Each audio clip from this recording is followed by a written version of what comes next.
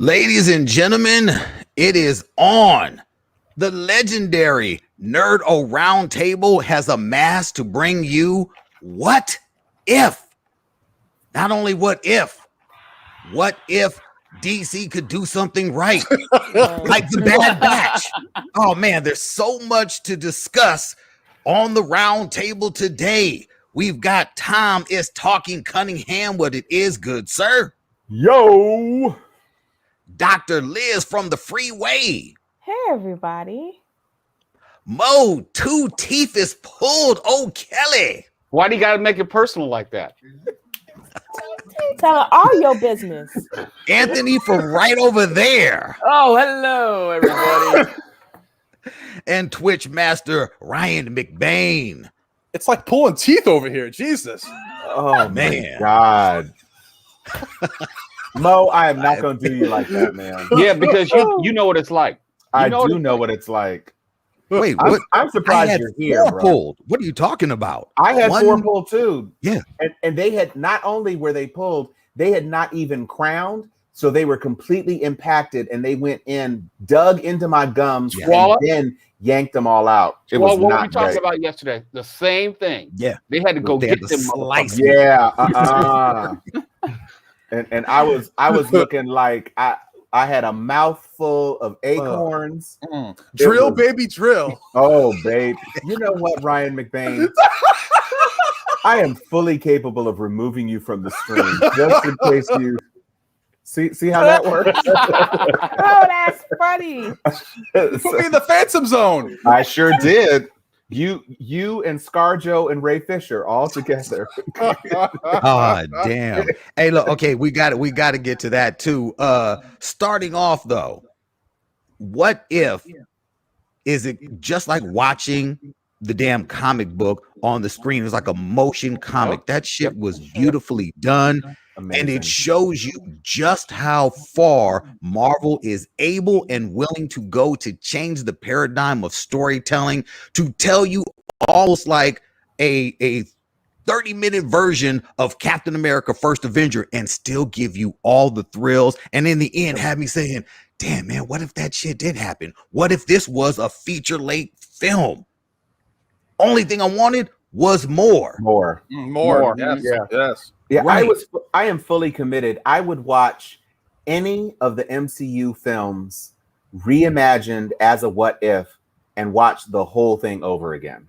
They did such an amazing job from matching shots, like when she breaks through the door and shoots just like Chris Yep. Evans did as Mhm. Steve Rogers. They got 85% of the voice actors back, which is absolutely amazing. And the writing was tight. I mean, everything, it was just amazing. It was so much better than I thought it would be. And everything that I should have expected from Feige. I'm very glad that they finally came out and said, this is canon. This Mhm. is part Yep. of the MCU, Yep. which got me thinking, they have to bring someone from this what if into live action, right? Since it's canon.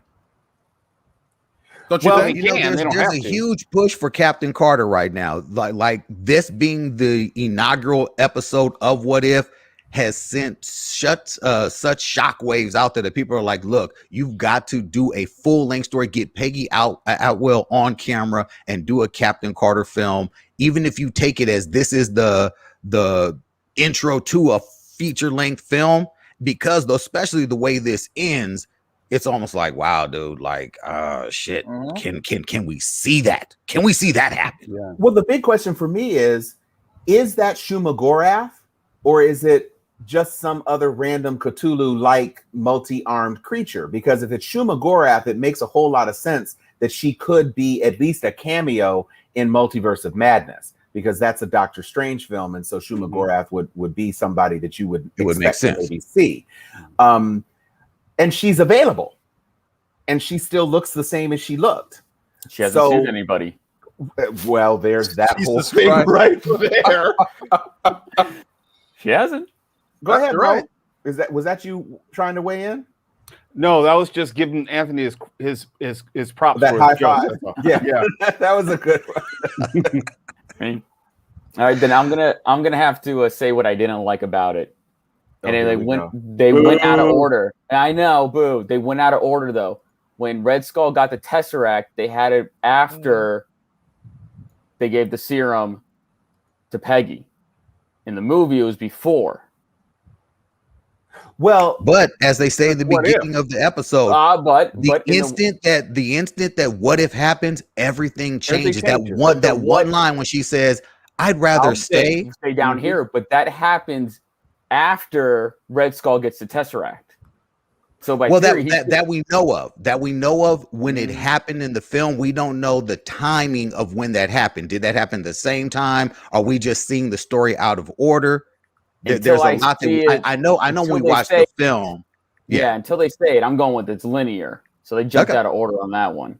I didn't Well, like that at first, but it is what it is. I think the plot device or the narrative device that they used of Jeffrey Wright pointing to the moment in time where things changed necessitated leading off with That's the point. with the room. And so I don't know that they needed to show Johan actually getting the Tesseract, since that pretty much that played out almost note for note.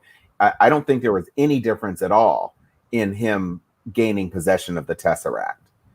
The thing that was interesting to me is that we kind of skipped around, and for a moment I was like, wait, did they get the Tesseract back too quickly? Like, when did Johan even get his face melted off to be Red Skull? Like, I was confused, but then I remembered that it actually wasn't the Tesseract that did that to him. It was the super soldier serum that did it to him.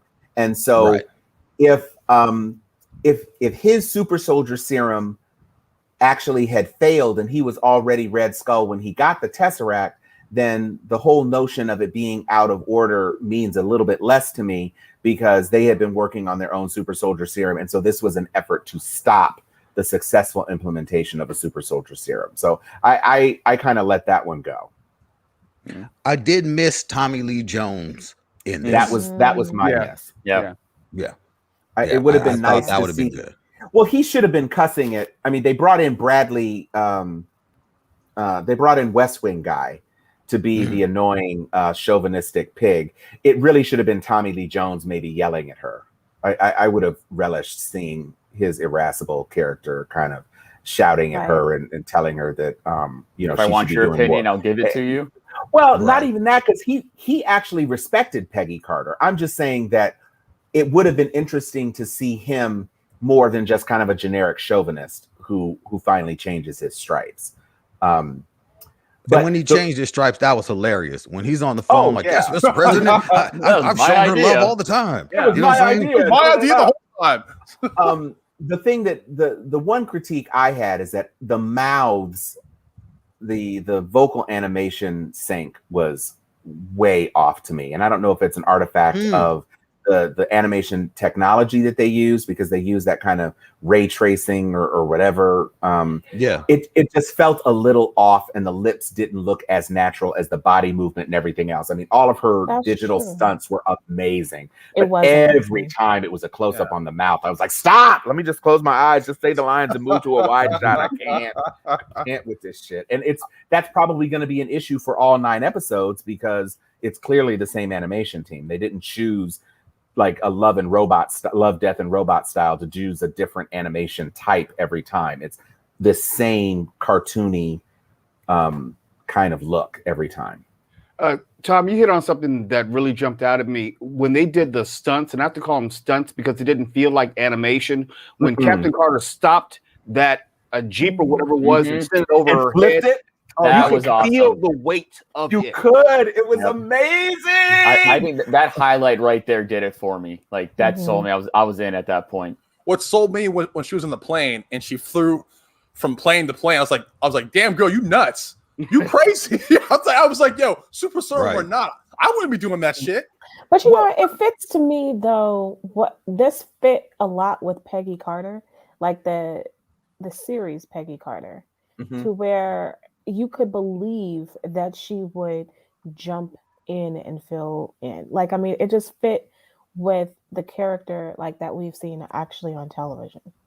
Yeah. One of the I think things that was a really great nod to her character too, it when absolutely they're was. at the table and he says like, it seems like this serum just brought out everything you already are. It didn't change anything about you. Mhm. You're Mhm. just more you. I think that the story that they were telling, in light of everything that's going on with Disney and everyone frowning at them like, oh, you guys are attacking women and this, that, or the other. And it's like, yeah, are we though? Because we're leading our next huge canon, universe building show with this character, and we're also letting it be known that this story here ties into other what if possibilities that are happening.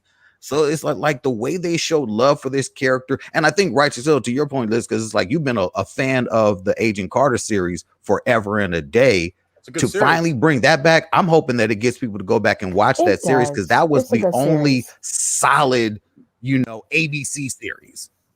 Yeah, It the thing that I thought stood out too, because as soon as Steve was shot, my first thought was, oh wow, is he about to die? And then the next thing was, how is their love interest going to be maintained? Because she's the super one, whereas in the movie, she always thought he had a great spirit, but when he bulked up with the super soldier pecs, that's when she, like, the fire really kind of got in her eyes, and she kind of touched the pec like that.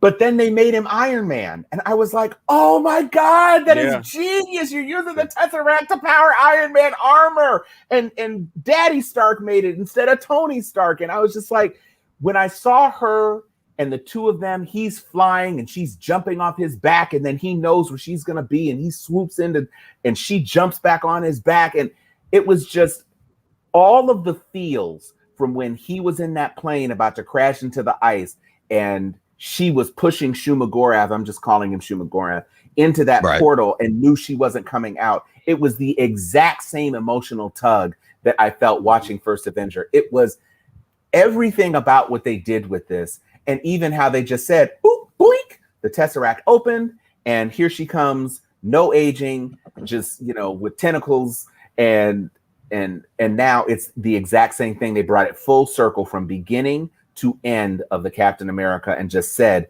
this is this world's continuity where Captain Carter is now gonna be in the Avengers. It was flawless victory.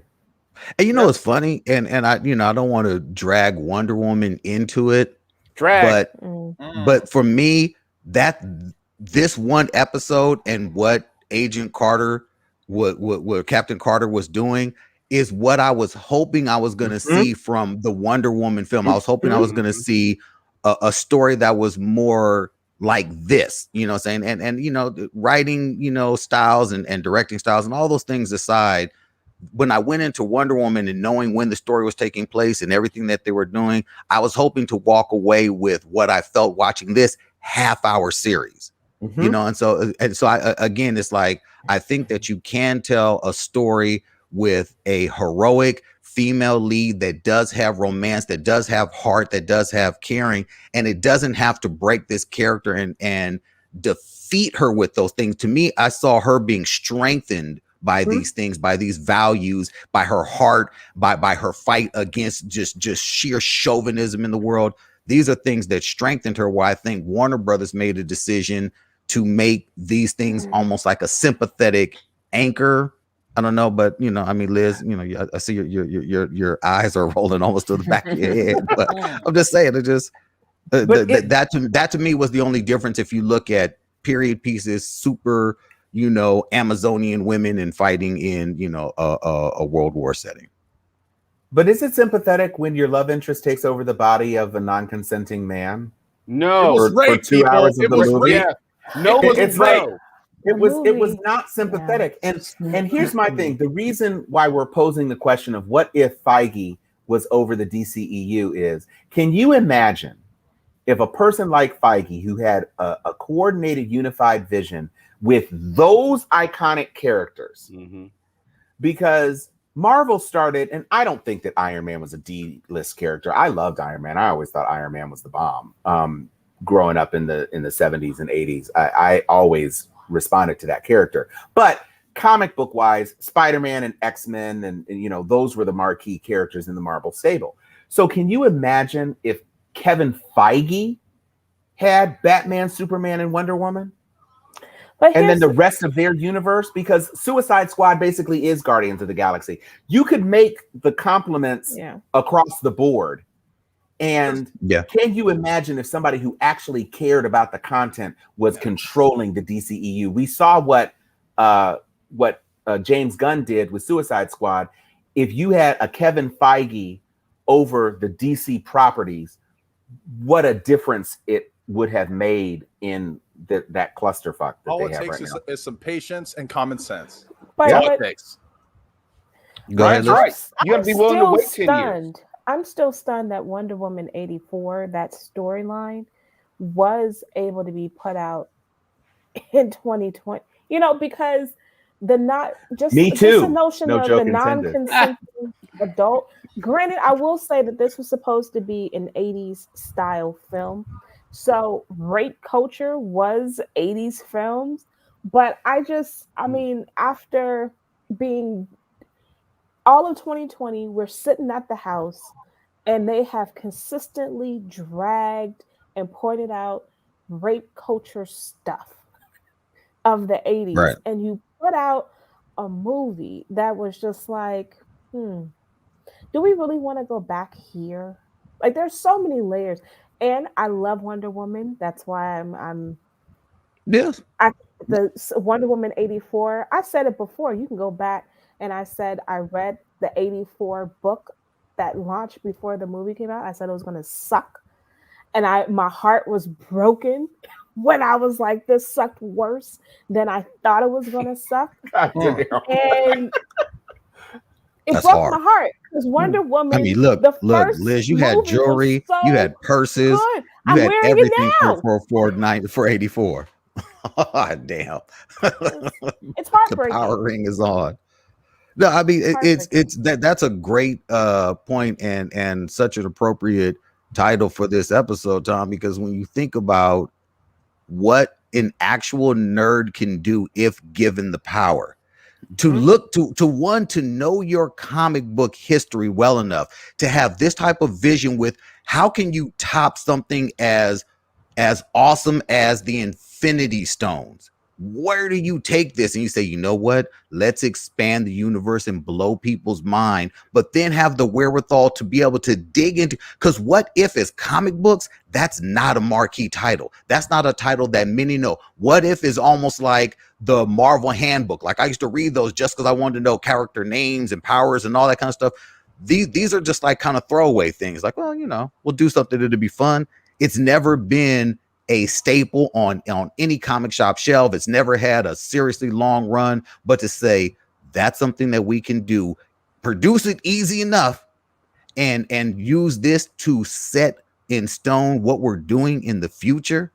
That shit is genius planning. And you, Tom, you said that now they have all the episodes listed, so now we know what's going to be coming. So I saw a meme on Facebook today, which was all 9 of the episodes. And I tried to paste it into the chat, but I got distracted and I didn't. Now, when I do the Google search, they have the absolutely correct first 3 titles. So we had Captain Carter already.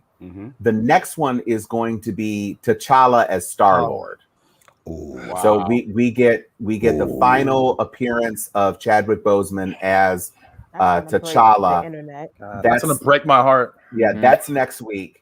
And then episode 3 is Loki on Earth. So this is Loki kind of taking over. What I saw was that the final episode of the series was going to be, get this, Ultron,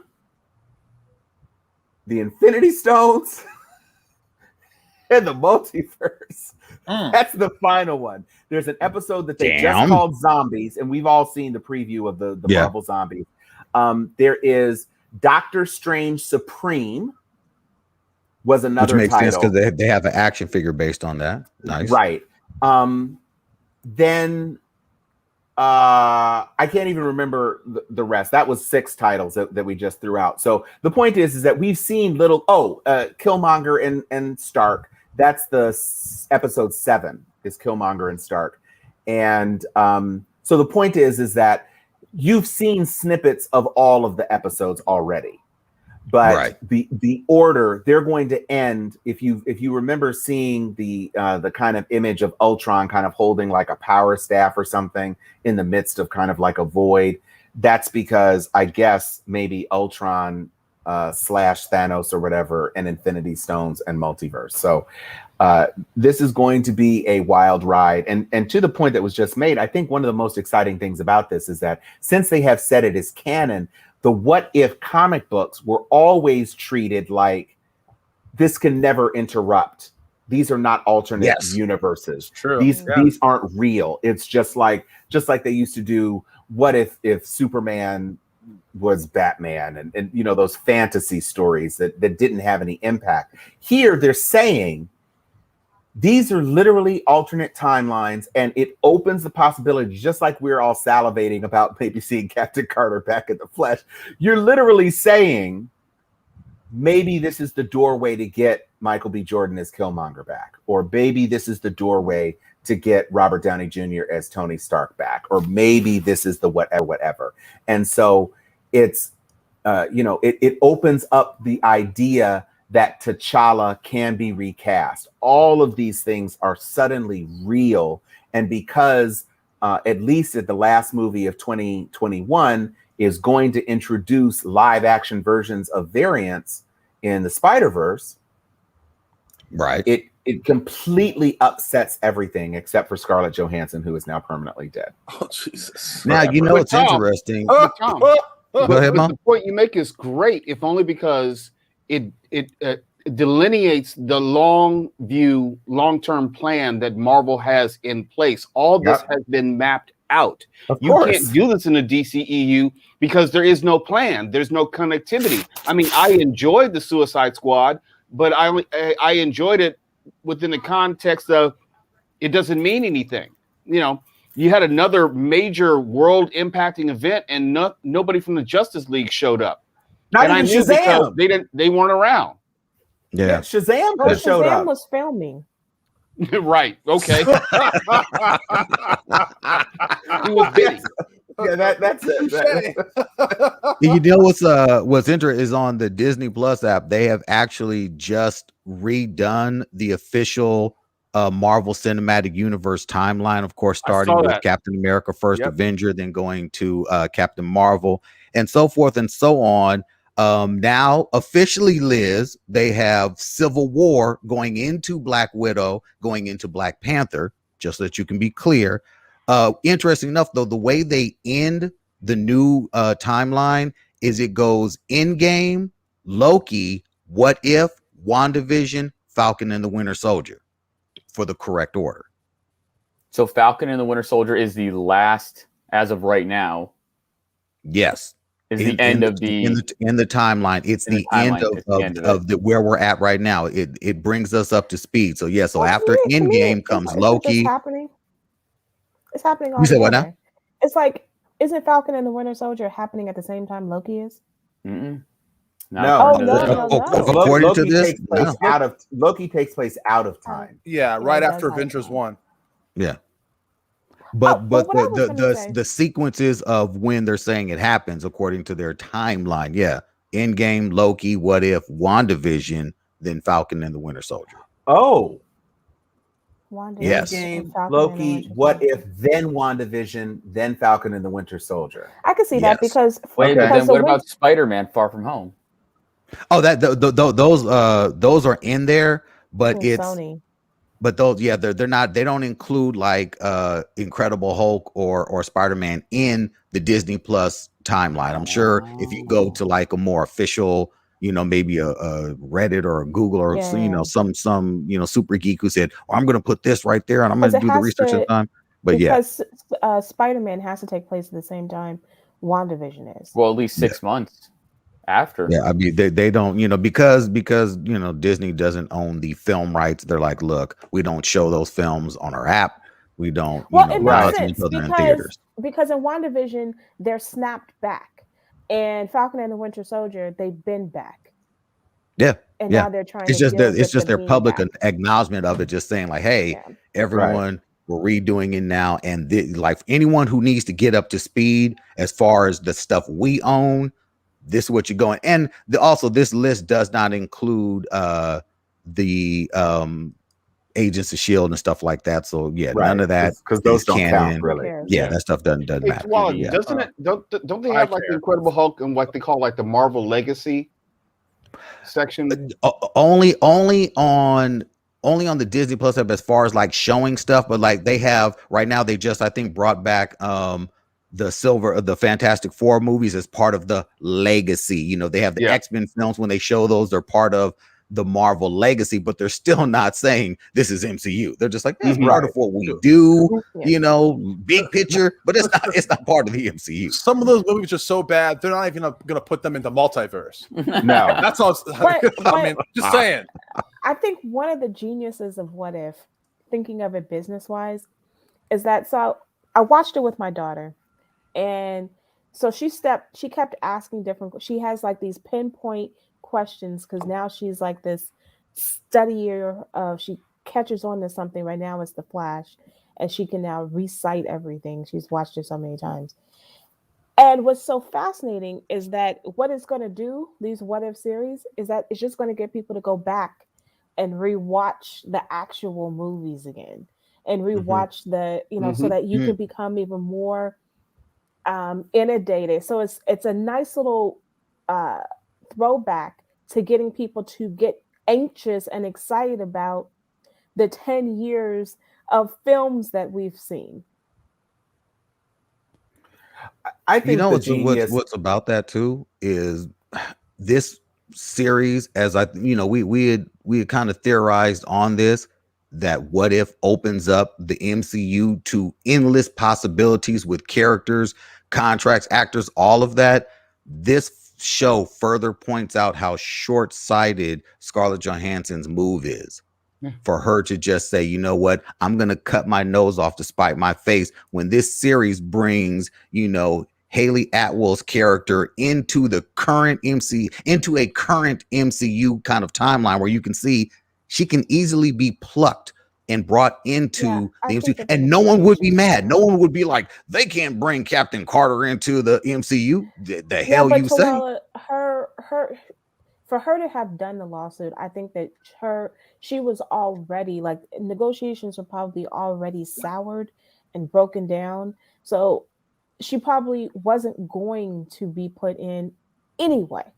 But Liz, they just announced today that they cut the Tower of Terror film. I hear that was going to be a big Disney film starring her. This is it doesn't just end with the MCU. She literally had a solo blockbuster film in the works based on one of their biggest rides before they transformed it. That's gone now. Did we stop doing those movies though? Like, I mean, I'm not gonna happen. As long as they're making money, they're not gonna stop. After Jungle Cruise, I'm straight. House of Mouse ain't doing that. And the merch they're gonna get off of this What If, they just hit the reset button. They can print out new characters. Right. Agent Carter as Captain Carter. Boom. All the little girls are going to want to buy it. And that's the real genius of What If, because what they have literally just done is they have set up unlimited seasons of content. They already have the template. As long as they've got actors on the hook, you know, they got Jeremy Renner to come in and say one line. And it doesn't even have to be characters we know now. It doesn't. They can bring in whoever they want. They can reboot. They can reboot the Inhumans if they want. They could. They could. They can introduce. They can introduce a reboot. They could get Deathlock back in there. They can get Quake back in there. They can do whatever they want. They can give you the Netflix verse if they want. Because it's What If, they can do whatever they want with comic accurate appearance of characters, comic accurate appearance of costumes, and give you a thrill ride that anybody would watch, because the stakes are low, because you don't have to worry about, it's a short little snip, and you don't have to worry about narrative impact because it's a what if. And so, as long as you have the multiverse open, and even if you close the multiverse, nobody will care. If you keep producing content of this quality, this is the first thing that they have done that absolutely doesn't depend on connectivity to anything bigger, and that you can absolutely just continue to do ad nauseum, and everybody's going to go for right. It could be important or it could be unimportant. It could be cataclysmic. Doesn't it matter. Could be irrelevant. And that's the best part about it. But you couldn't rush to get here. You'd have to put in the time, have everyone see the movies, because there's no meaning to What If unless you know the baseline stories that you're deviating from. So, you know, people have, the brilliance for me is they had this plan that they put together, and they also had a plan of distribution afterward, because this doesn't work unless you have a Disney Plus app that everyone is geared into. It doesn't work on broadcast television. It doesn't work in the theater. Right. So where else would it be? It would have to be on the Disney Plus app. By the way, I just found some more episode descriptions. Gamora inherits the armor of Thanos. Okay. And that explains why she has the that's why she has the double-bladed thing. There's an episode about it's unworthy Thor, so it's like party on Thor. Okay. It looks like they actually have a Black Widow centric episode. It looks like the zombies episode may be about Black Widow, interestingly enough. And very interesting. It is very interesting. And I don't know if that means that she just wasn't the voice that came back. But according to this breakdown that I'm seeing, the zombies episode may be the one, either a zombie episode or the Ultron episode may be the one where inexplicably Black Widow happens to be one of the only surviving people. Can we suspect that our main actors aren't returning for this? Like, we didn't have Chris Evans. He didn't voice himself. No, but Chris Hemsworth did. Chris Hemsworth is on. You know, Chadwick does. This one had Sebastian Stan in it. Sebastian Stan did it. Samuel L. Jackson. Samuel L. Jackson did hit. So it's just the characters that are pretty much dead. The only ones so far who really didn't come back were it was Red Skull and Chris Evans didn't. Chris Evans, Red Skull. I mean, for this episode, but in the ones that they've got coming, they said that Benedict didn't do his because of filming. And of course, you know, Downey and what's name, but even Michael B. Jordan is doing. Michael B. Jordan is doing it. Yeah. They definitely recast RDJ. But they've already. I mean, they have been using actors that they intended to sound like RDJ since they started doing all the animated shows. Yeah. I think they cast Adrian Pasdar, who is doing his best RDJ impression as Tony Stark with the clipped kind of things and da. So the Tony-esque persona that RDJ created for the live action films is what everybody else is modeling off of. So when you see a character who looks like RDJ as an animation, it's just like, I had no idea that wasn't Agent Smith being Red Skull. You mean Hugo Weaving? Hugo Weaving. Right. Well, I call him Agent Smith because, but yes, Hugo Weaving. I had no idea that was not him, because when he was doing his clipped tones about the Tesseract, I was like, oh, okay. So he came back, and then it was like, oh no, it's the guy from Endgame. So they do a good job of getting those voice castings right. And if Toby Jones is going to come back to say 2 or 3 lines, it just says something about how Feige has these people that are going to be willing to be a part of the mix. Why wouldn't you want to be part of the Marvel family at this point? My only hope for the future of this series is that we do see hopefully different length episodes. Like, I'm hoping that the T'Challa Star-Lord episode is longer. I mean, if every episode is going to be half an hour, okay, I'm not going anywhere. I just hope that with it not being a 16 episode, season, that they can splurge a little and give us some longer episodes here and there. Maybe not everyone has to be, but I would like a little more. Definitely. I mean, it's probably not just because animation is expensive, and when they're doing the computer animation and render times and all of that. Bubble has been busted. Yeah, I mean, I wouldn't go. This is already. I think what they're saying is that the Agent Carter or Captain Carter episode is already the shortest runtime of any D+ series to date. Okay. So the idea that they would, I mean, I'd love to see an hour length feature, but you got to figure there's a lot more of an investment doing something that's an hour long, because now you're almost to a feature. And then when's the movie coming out? And then Which movie? Our next September next will be, 3rd. Shang-Chi. Yeah. Yeah, September 3rd.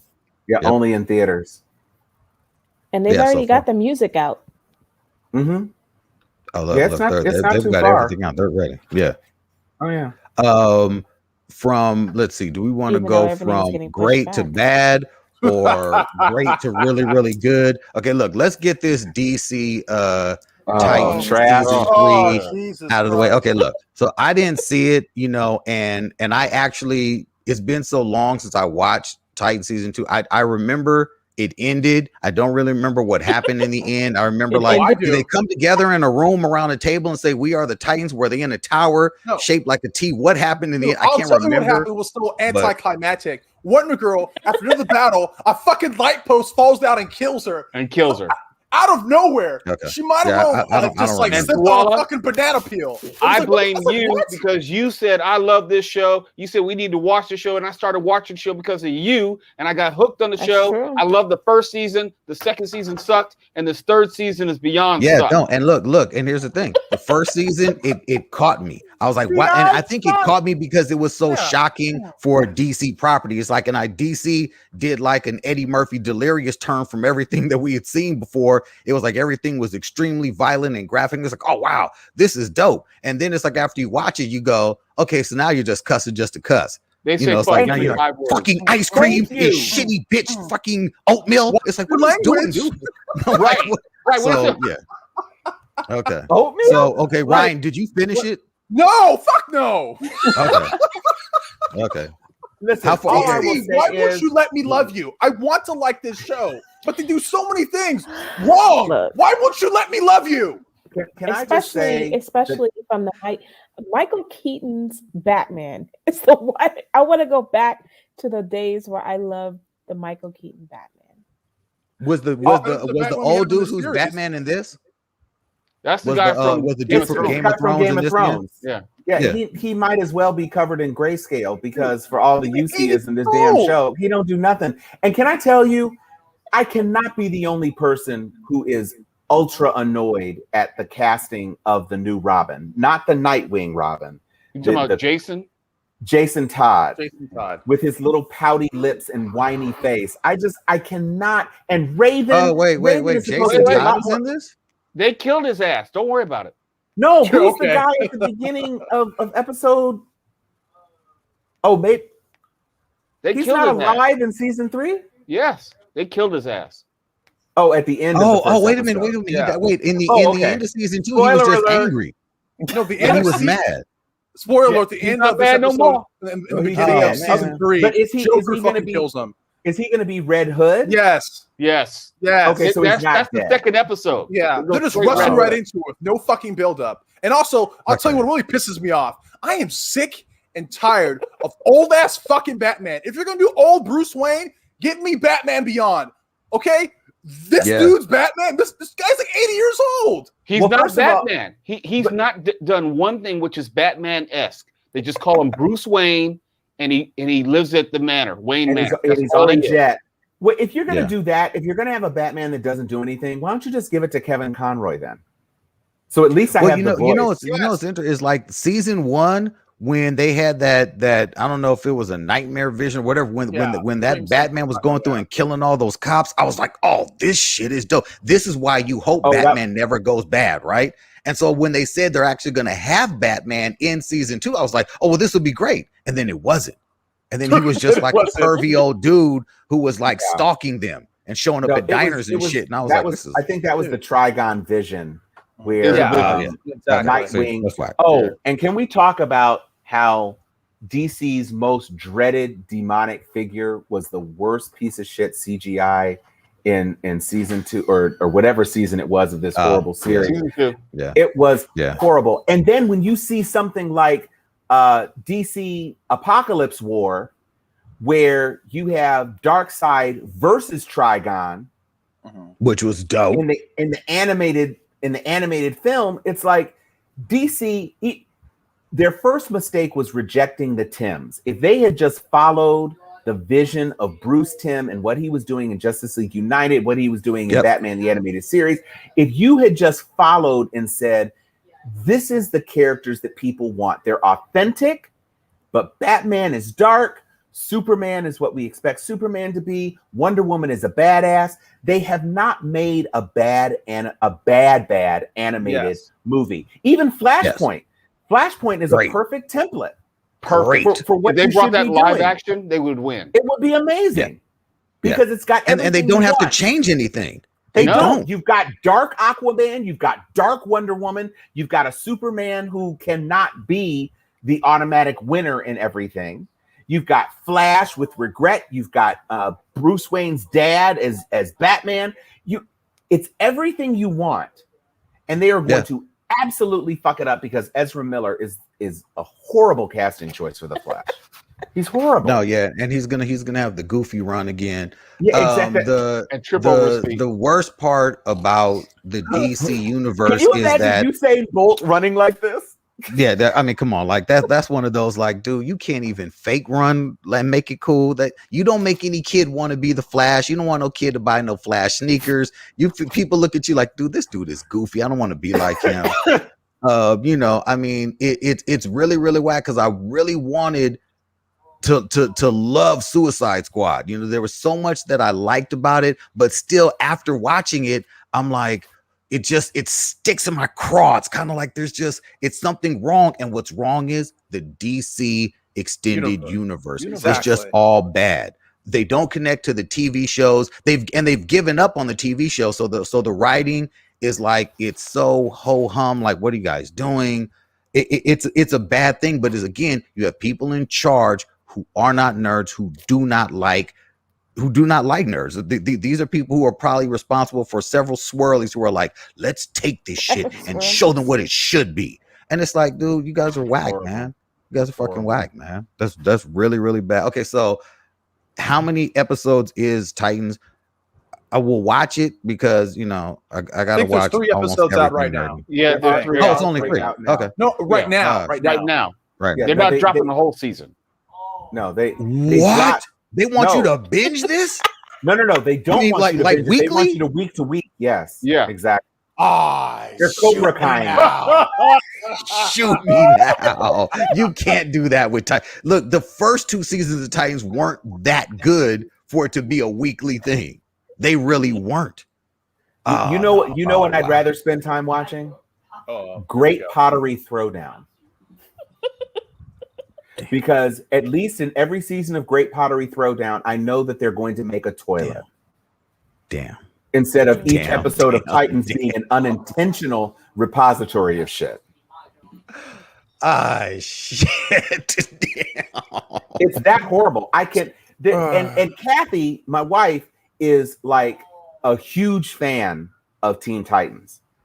Part of our comic book collection is her collection of Teen Titan comic books, and her favorite character is Wonder Girl.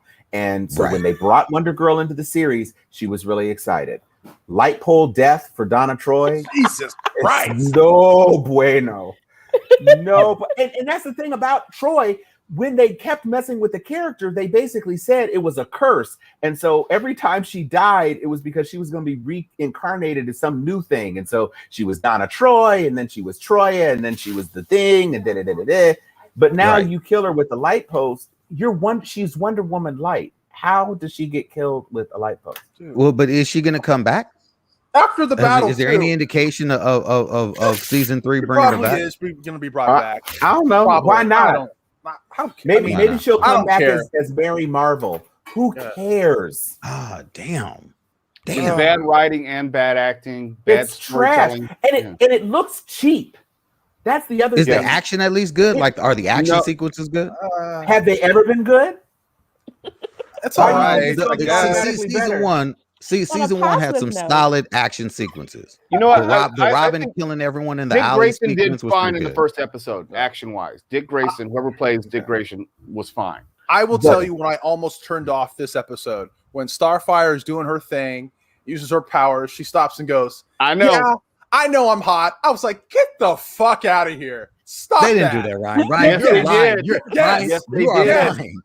I will Ryan, you shave are my a beard if I'm troll. lying. You're No, a I'm Russian not. troll. That didn't No. happen. No, It's a they Russian did a grand troll. pause to Wallace so everyone could hear. Here comes the line. Here comes the line. And then she dropped I the know line. I'm hot. Oh my God. End No, scene. you don't do that. You don't do that. And Unless, and- I mean, is it self-aware? Was it supposed to be like bum? Was it? I mean, No. tell me there was like a she rim like shot. kicked the ass and everything. She's like she dropped a line like it mattered or something. Oh man, Like it mattered. Oh man, I am because I plan on watching that. I Now was I'm like, saying now I to don't know. myself, there was someone in the writing team that was saying to everybody, you know what? This would be good shit. She should say this. Like, no one in the writing room was like, what the fuck's the matter with you? No, don't put that in there. Matter of fact, you're fired. Oh, man. You're out. Boom. but how about the actress just saying, guys, maybe the girl who shoots fire bolts doesn't say, I know I'm hot. Maybe not. Can we revisit that, writer people? Like maybe because it's got to But come you out know of my what? mouth. And It's hard to take that out when like you're related to like the executive producer. That had to be one of those things. Like, well, dude, it's the No. executive producer's nephew. What are you gonna do? Oh man, On that's a positive bad. note, this week, Supergirls stopped filming. Oh damn, that's a positive note. Damn, No, they that's didn't. cold. This is the ending. It's the Damn. last season. It's done. I thought you said What's going like you're on? glad it's done shooting. I'm like, yikes, that's cold. well, I mean, she kind of is saying she's glad it's the end of it's an a era. wrap. It's a wrap. Yeah. Well, I mean, look, I don't even know what happened in the show with the dude with the Superman with his kids. I said I can't continue this. I can't go down this road. Going on? It's still on. No, yeah, I they don't haven't know. canceled it. And I don't know if it's canon. I don't know if they just did it because they're doing it. I don't know. Does he know? Does the Flash? Does everyone know that this dude has kids? I'm like, I don't know if that's part of anything. Dude, first of I all, think we it is. cannot use the word canon with anything with DC. Right. Unless you're talking about firing a cannon at your television. Or Because a Canon camera. none of it is connected at all. I mean, the TV shows are kind of connected, but that's it. Well, okay, sure. Very loosely. Except that you can't even set them all in the same universe. Right. They're in 3 different universes in 3 shows. Yes. Really? Yeah. And the dudes and Supergirl's the not the people same as who- Flash, which is not the same as Arrow. Nothing is connected. and the people Nothing. that travel around the world in a box are Oh, I No. cannot. The Legends- Okay. the Legends people. I am and the sorry Legends, that right, I the even Legends brought people, up that's even another universe, right?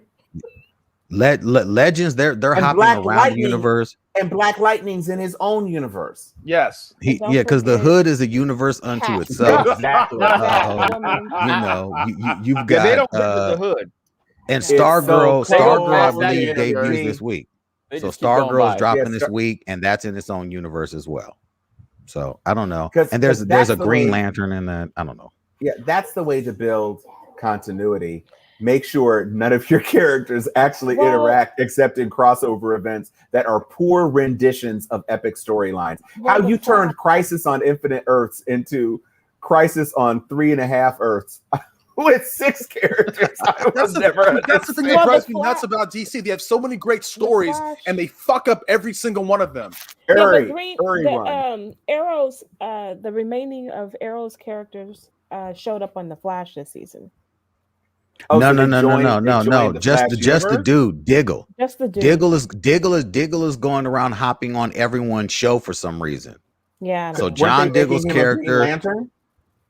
I guess they keep hinting at something's wrong. His eyes are glowing green every once in a while. He's getting headaches and crazy visions. Yeah. But Yeah, he me shows too. up in Flash. Me too. He shows up Yeah. in Legends. Shows up in the Superman show. He keeps showing up in shit. And it's like he's just Supergirl. He showed up like, hey, Supergirl, watch out for the kryptonite. Hey, Flash, man, run, brother. Hey, you guys hopping around time. Travel. He said, It's like, "Run, dude, brother." what is it? He showed up in Batgirl. He was like, you should have been Batgirl. Like, hey, He's like, to talk Stan to the, I mean, like, dude. Making cameos. Well, but he does collapse at certain parts, and with the headache, and we don't know what's going on, and he's like, I'll be fine, go without me. Right. Like, I'm like, bro, come on, stop the Soldier of Fortune routine. That's whack. Wow, okay, he said stop and he actually froze. There it is, he's back. That was you jumping into a John Diggleverse. Damn. Diggleverse. From some super whackness to a show that ended, or a series that ended on an extreme high note for me. The Bad Batch, they absolutely brought it around, and I know a lot of people are like scratching their head like, what? I don't get it. And I'm like, then you don't follow any fucking thing Star Wars. I don't know what you didn't get about what they just set up with this magnificent fucking episode. Like, they're bringing you right into the whole reason why Palpatine was able to fucking clone. That's some deep comic book shit. You're bringing us into the Mandalorian. You're bringing us even the musical tone that they had when Tanway or whatever the surviving Kaminin was walking into. I'm like, oh, that's that Palpatine music right there. Like, no one caught that. Like, y'all are tripping. Are you saying that the explanation of the retroactive explanation of Palpatine cloning in any way redeems? No. No, Thomas, hush your mouth. I did not say that. All I'm saying is that they are loosely acknowledging that cloning happened and that this is maybe where, but they are nowhere near. They're nowhere saying like, because if this was Kathleen Kennedy, you would have seen like Omega interact with Baby Ray or something and said, I said something good. It would have been stupid, right? No, well, we're still just 20 saying years. that when this happens, you now know where it all came from, and that's as much acknowledgement as they need to give it. Like, well, we're still at the 20-year gap between. We still have 4, 5, and 6 to happen, right? Yes, with this, so we got 20 years for them to build up, and this is going to lead right into Mandalorian. This is the ending of this is going to connect to Mandalorian for sure. But it makes sense. I mean, because if the Kaminoans are the ones who created the clone army. And if you're going to have that clone theme all the way through episode 9, you might as well connect those dots explicitly. And to Tuala's point, they are explicitly connecting those dots where that the Empire enlisted the chief Kaminoan to continue his clone technological exploits, but in service of the Empire as opposed to the Republic. Right. And the Empire, by extension, is Palpatine. Right. The Mandalorian. And when you look at those tubes that were being destroyed, and she's like when you look at when Kamino's being destroyed, and you look at some of the equipment in there, and then you think about some of the equipment that Moff Gideon had on his ship, and how he was using those to clone the damn Baby Yodas or whatever. I'm like, yo, those are those machines right there. They're like, yo, we basically fucking Back to the Future this shit and are doing it over here. Like, it's that type of storytelling, that foreshadowing of that Star Wars does very, very good, of letting you know that there's always something really, really sinister and evil happening in the background. Filoni showed out on this. Yep. Dave Filoni and Favreau have they have cleaning up to do. Yeah, they do. Yeah, they do. But they're doing it. But basically, what you're saying is that you're basically saying that Filoni needs to be the new Star Wars Feige. Yes. Yeah. Okay, he will be. Yes. He will. Kathleen Kennedy. They need to get rid of her. But they're not. But she's staying producer in name only. Let me say that if anybody's seen the movies that made us this new season. And they highlighted 4 movies. One of them is Back to the Future, which I messaged you guys about. I was blown away that Michael J. Fox was not there. Anyway, Eric Stoltz. Eric Stoltz. Will they get half the movie done with him? Most of the movies. Almost all of it. Anyway. And Eric Stoltz is the Ray Fisher of 1987, I guess, because I don't know what Nobody the was entire abusing him, hell though. you thought. Well, no, because there's nothing to abuse because Eric Stoltz doesn't exist as an actor anymore. He does not. His last movie was like Mask. Yeah, Mask, I think. Yeah, I think it was Maybe, The Prophecy. He did the Fly sequel. Oh. That's He true. did the Fly sequel. He did Mask, in which he was literally unrecognizable because they had a full ass prosthetic over his entire fucking head. I thought you meant the Jim Carrey mask. I was like, what? No, he did Where the Heart Is, which is with that had a couple of other Brat Packers in it. And then I don't think he has been committed to celluloid since the mid 1990s. Anyway. Right.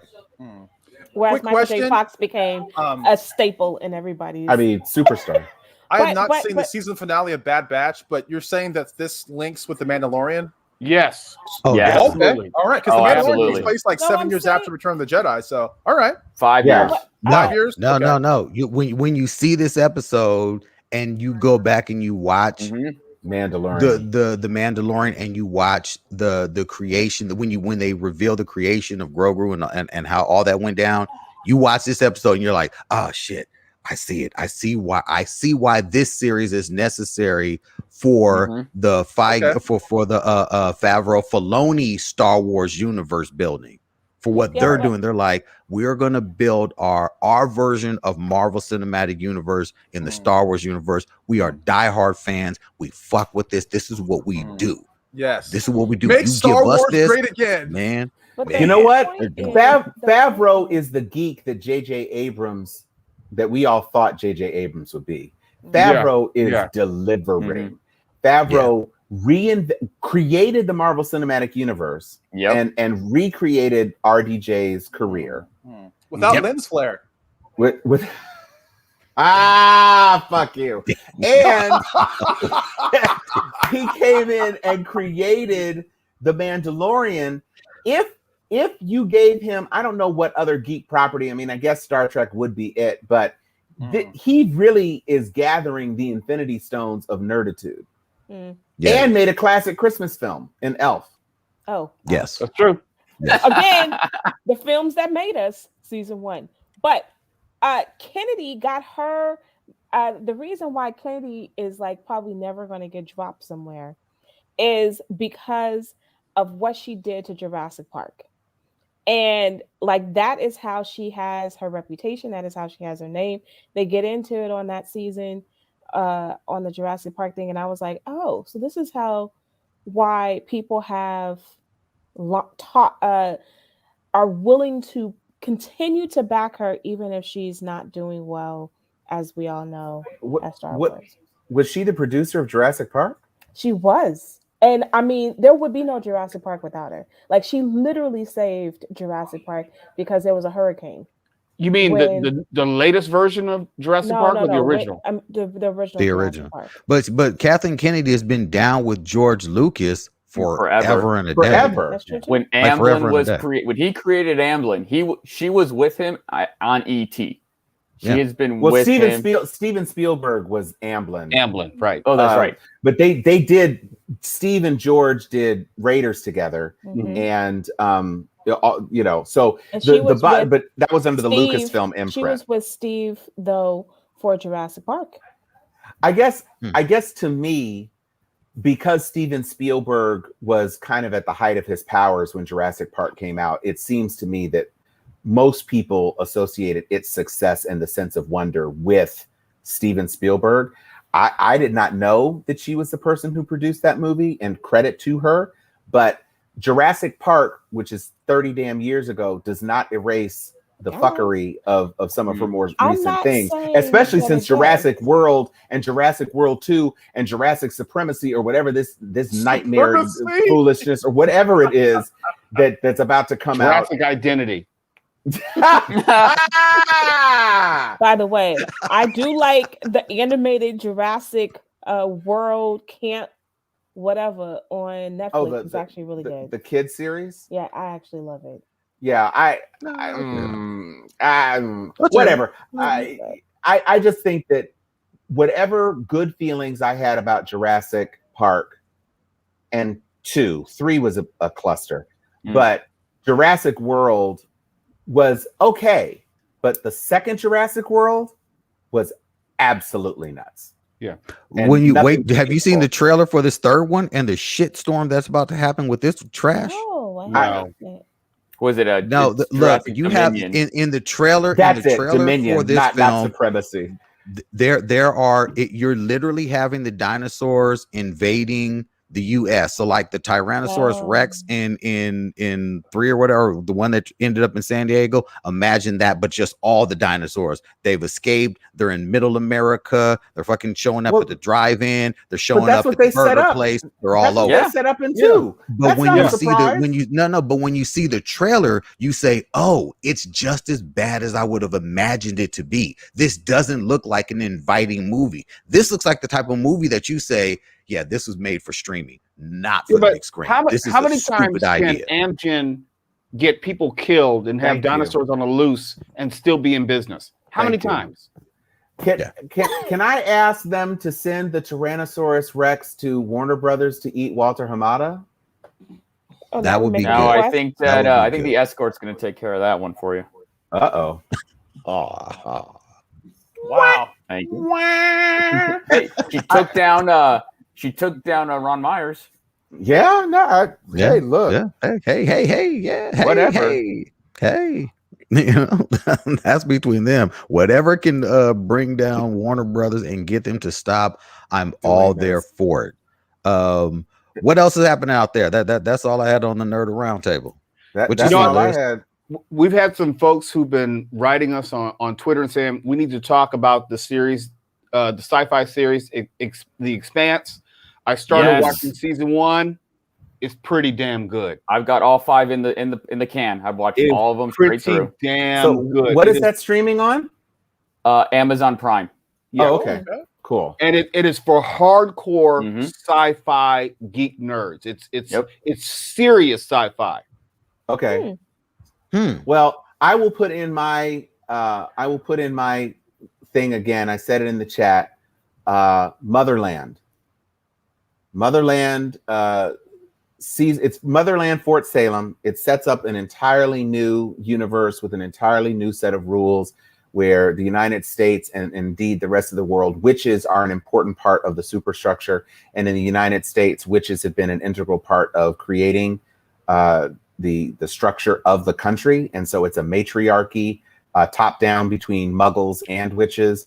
And instead of patriarchy. And the first season is a big setup to deliver what the second season has been promising, which is real conflict and some really dramatic storytelling. So if especially for our women viewers, but anybody who appreciates, because the world building is really strong and excellent.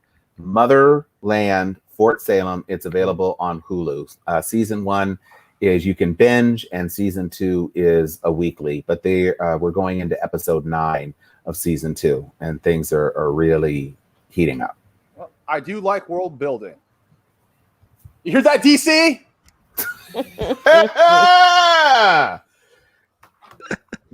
So you ready, Twala? I am ready. Anthony, the question is, are you ready, good sir? Good news, everybody. Multipass. Where is my Feige suit? I am the immortal Iron Fist, protector of Conlan, sworn enemy of the hand.